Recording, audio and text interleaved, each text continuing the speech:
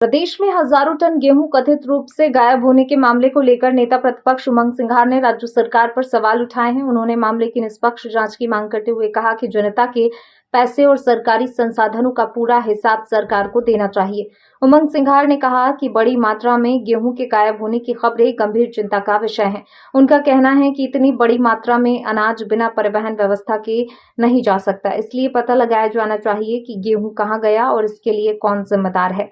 नेता प्रतिपक्ष ने कहा कि यदि हजारों टन गेहूं ट्रकों के माध्यम से परिवहन किया गया है तो उससे जुड़े सभी रिकॉर्ड और दस्तावेजों की जांच की जानी चाहिए। उन्होंने मांग की पूरे मामले की पारदर्शी जांच कर दोषियों के खिलाफ कार्रवाई की जाए।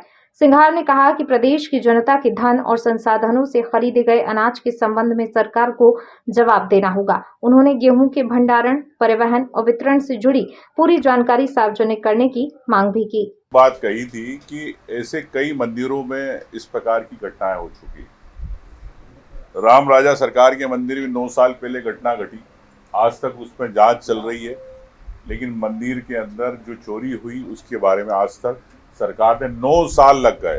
राम की बात करने वाले राम के मंदिर की चोरी नहीं पकड़ पाए 9 साल में।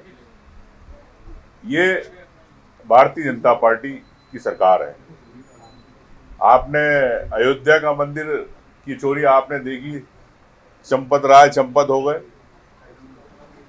अब बगलामुखी माँ देवी जो एक मध्य प्रदेश के अंदर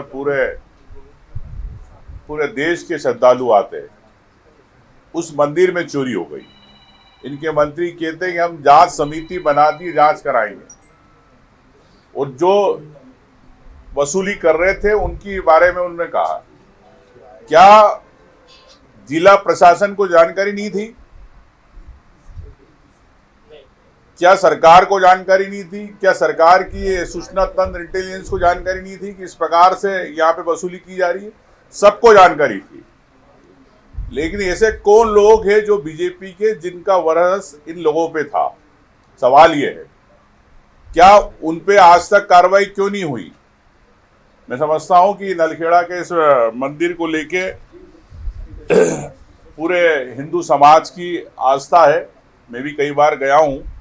अगर इस प्रकार आपने देखा, और मैं तो कह सकता हूं कि आने वाले समय में महाकाल की में भी इस प्रकार का घोटाला उजागर हो सकता है। वहां भी इस प्रकार की शिकायतें मिल रही है। मैं कहना चाहता हूं मुख्यमंत्री जी से कि 2 दिन से आप क्यों मौन है? क्या चंपत राय के कारण मौन है कि प्रदेश में इस प्रकार मंदिरों में चोरियां हो रही है? हिंदू आस्था को लेके जो उनका चढ़ावा जाता है, धार्मिक श्रद्धालु चढ़ाते हैं, वो किसकी जेब में जा रहा है? कौन लोग है इसके पीछे? क्या सरकार, मुख्यमंत्री जी मौन अपना खोलेंगे? क्या जांच कराएंगे? मैं ये जानना चाहता हूं।